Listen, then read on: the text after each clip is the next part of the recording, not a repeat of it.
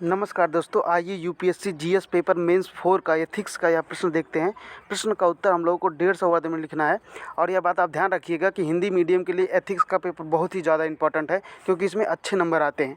ठीक है, हमारा प्रश्न दिया है, लोक प्रशासन में अनुनयन विनय यानी कि समझाना और बुझाना महत्वपूर्ण भूमिका निभाते हैं।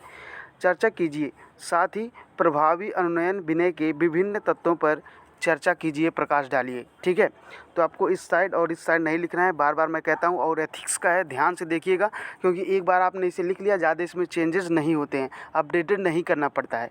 ठीक है, तो लिखिए, अभिवृत्ति परिवर्तन के उद्देश्य से किसी व्यक्ति से किया गया संवाद अनुनयन कहलाता है। उदाहरण के लिए, पितृसत्तात्मक मानसिकता युक्त व्यक्ति को इस मानसिकता को छोड़ने के लिए तर्क देने की जो क्रिया है, इसको भी आप अनुनय और विनय की दृष्टि से देख सकते हैं। लोक प्रशासन में इसकी क्या भूमिका है? सकारात्मक भूमिका की बात अगर करें, देखिए, सकारात्मक कार्य संस्कृति के निर्माण हेतु अधीनस्थों को समझाकर यथास्थितिवार छोड़ने को कहना, जैसे कि पैट्रियार्की को छोड़ना कि केवल पुरुष ही वंश को चलाता है, महिलाएं नहीं चलाती। इस तरह की मानसिकता अभी भी है लोगों के पास। अगर आप लोगों को बदल देते हैं, उनकी मानसिकता इस तरह की रूढ़िवादी सोच को बदल देते हैं, इसका मतलब आप सफल हो गए हैं एक लोक प्रशासन के रूप में, एक पब्लिक सर्वेंट के रूप में।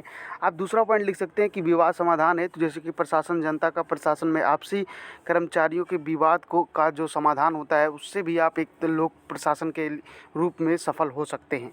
ठीक है, आप तीसरा पॉइंट लिखिए, आपातकालीन समय में, जैसे कि आपदा, दंगा और आंदोलन के समय में कैसे आप शांतिपूर्ण व्यवस्था बनाए रखते हैं, कैसे लोगों को समझाते हैं ताकि उनमें अनुनय विनय समस्या समाधान हो सके। ठीक है, चौथा पॉइंट आप लिख सकते हैं कि समाज सुधार में, जैसे कुप्रथाओं को हटाने में, अभिवृत्ति प्रबंधन में, सहिष्णुता वर्धन में, ये सब आप लिख सकते हैं। पांचवा पॉइंट आप लिख सकते हैं, कठिन निर्णय लेने हेतु, जनमत निर्णय हेतु। जैसे अनुनयन के तत्व होते हैं, जैसे पारंपरिक तत्व होते हैं, कुछ आधुनिक तत्व भी हैं।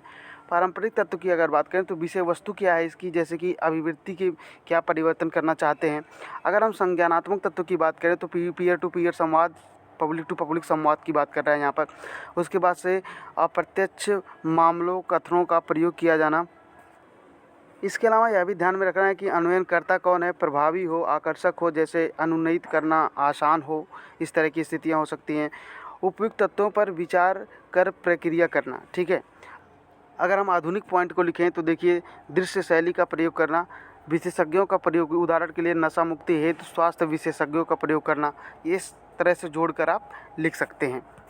अब इतना सब लिखने के बाद आप अपने उत्तर का अंत इस प्रकार से कर सकते हैं, अतः बात करने से ही बात बनती है, जैसी कहावत को चित्तार्थ करता है। एक जन सहभागी, रिस्पॉन्सिबल व क्रियाशील प्रशासन के निर्माण में भूमिका निभा सकता है।